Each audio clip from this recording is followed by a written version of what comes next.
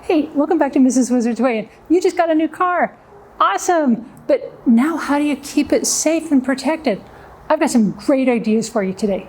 Let's get started.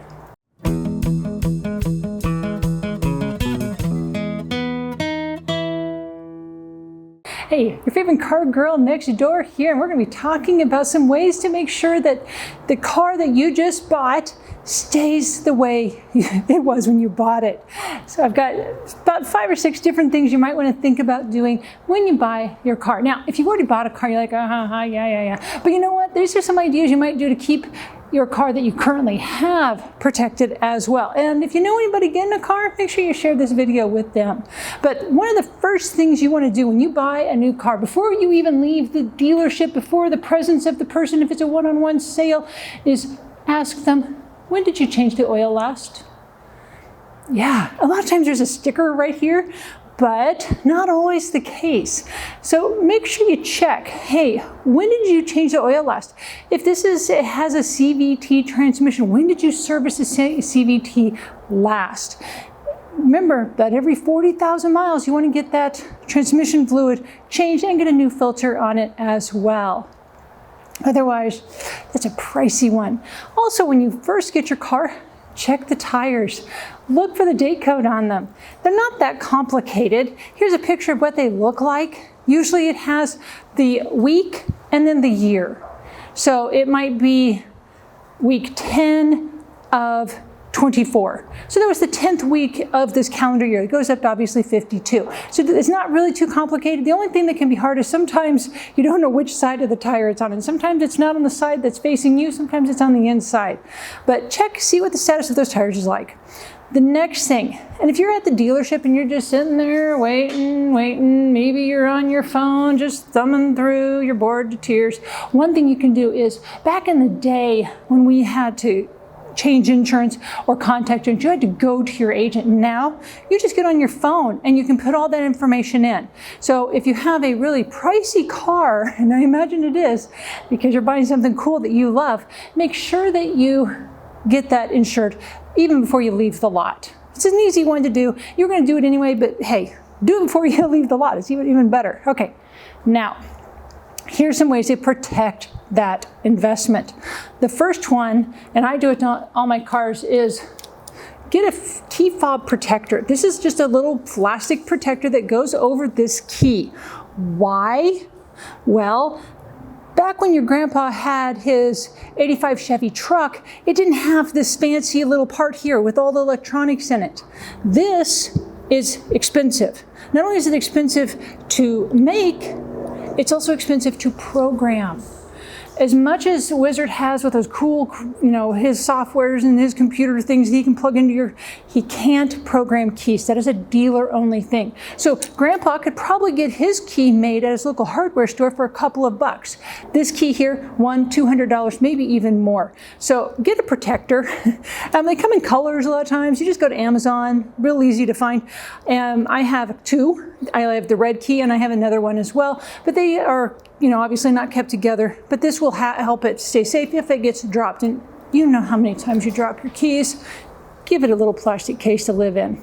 The next thing is we're going to talk about just the interior. And this is where most of everything is. Check, does it have floor mats down there? Yeah, a lot of used cars don't come with floor mats. They usually get pretty cruddy.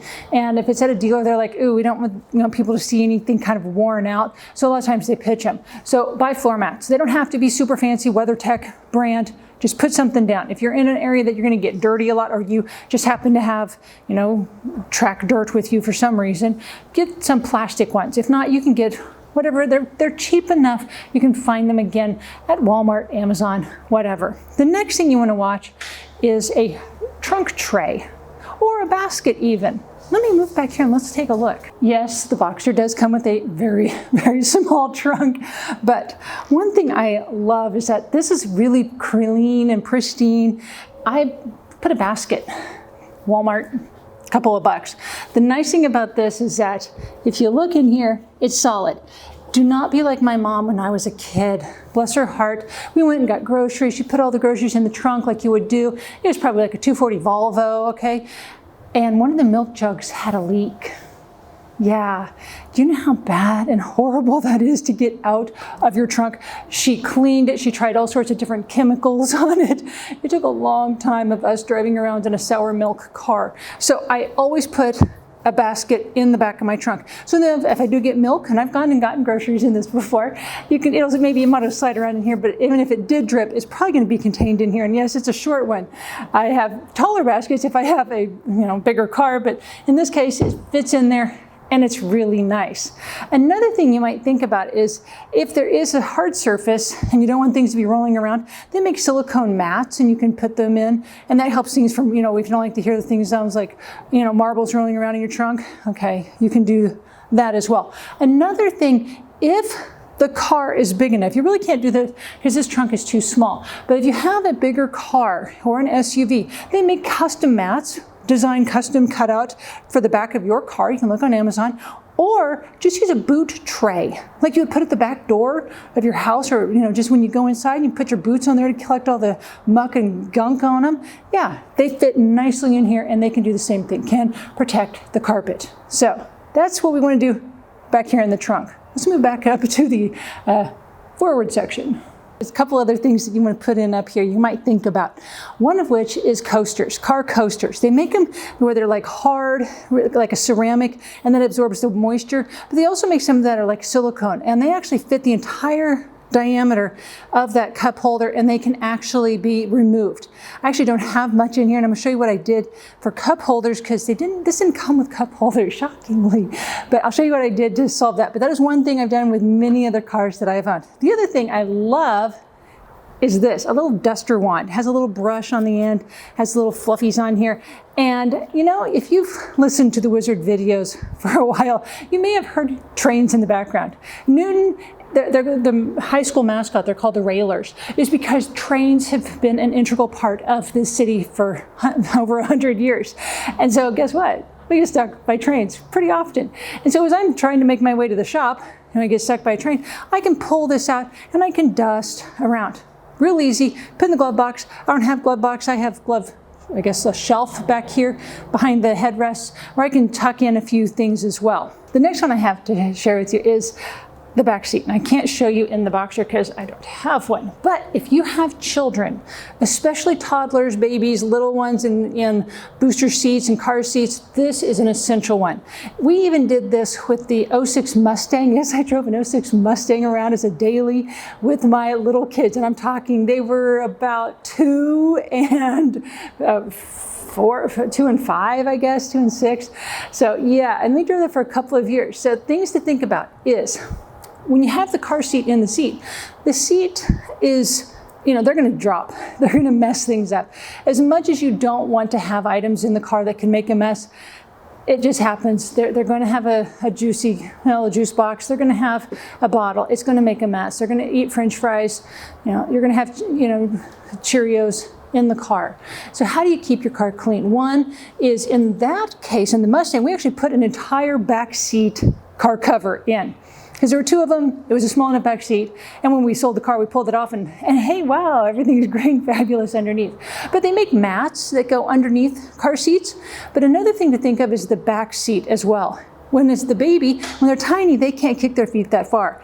But when they get a little bit older, they are going to be able to reach that, and they may have dirty feet. Could happen, probably not so much when they're little bitty types, but when they turn around and they're facing forward, yeah, that's when they're going to be big enough that they can be dropping things, spilling things, and even kicking the seat in front of them. Oh, yes. So you don't think, oh, well, the only thing you need to worry about is that actual back seat. No, you actually need to think about the back of the passenger seat or the driver's seat, wherever that kiddo is located. They make simple covers that can go on the back. Some of them are just plain. Some of them have little organizer, little pouches on them. But these are really handy to make sure that your car stays clean.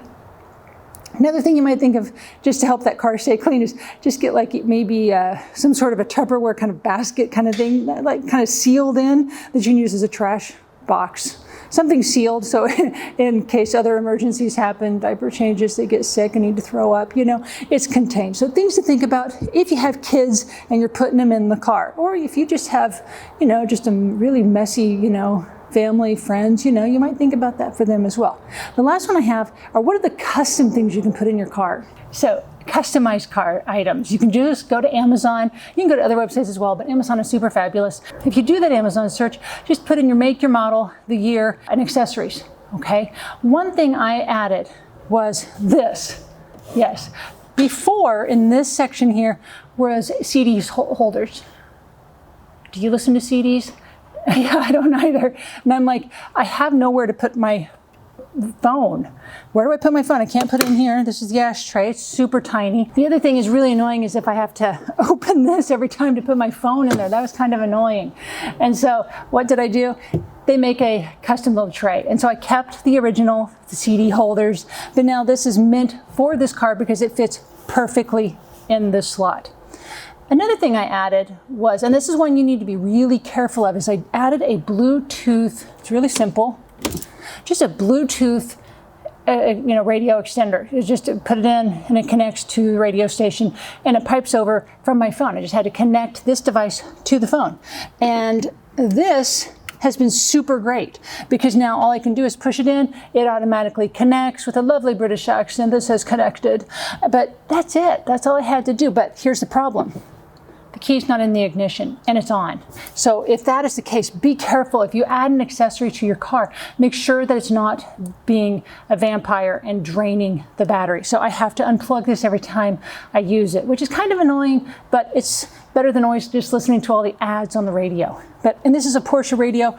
It's cool, it's fabulous, and I didn't want to replace that as well. The last thing I added is in here. Yeah. This is the glove box, because actually there's a key here. This is actually what they consider the glove box. But I added this. Yeah, and it was kind of pricey. Both of those items are kind of pricey because they're custom fit for a Porsche, I'm sorry. But in this case, it's just a cup holder. Yeah, and so it just literally sets right in there. If I don't like it, I can take it out. If I want something, I can put it in the trunk. I can put it in the front. It doesn't really matter. It's easy. It doesn't really snap or pop into place, but gravity will keep the cups in there and not going around. Because I loved going to lunch with my daughter this summer, but she was the one who always ended up holding the cups in the passenger seat because, it's hot summer. You want to keep your drink. And so, bam. And if I don't want to look at it, it's already gone. So, what is it that your car, what is a custom item that you've added to your car that you absolutely loved? I've given you my favorites. What are yours? The last one I have is the exterior. And the exterior I find is really pretty easy. It's pretty straightforward. Some of you love to wash your car every weekend out on the driveway. Some of you will take it to one of those handheld car washes. Some of you just buy a service. You just buy one of those subscriptions to a place and you can go get it washed anytime you want.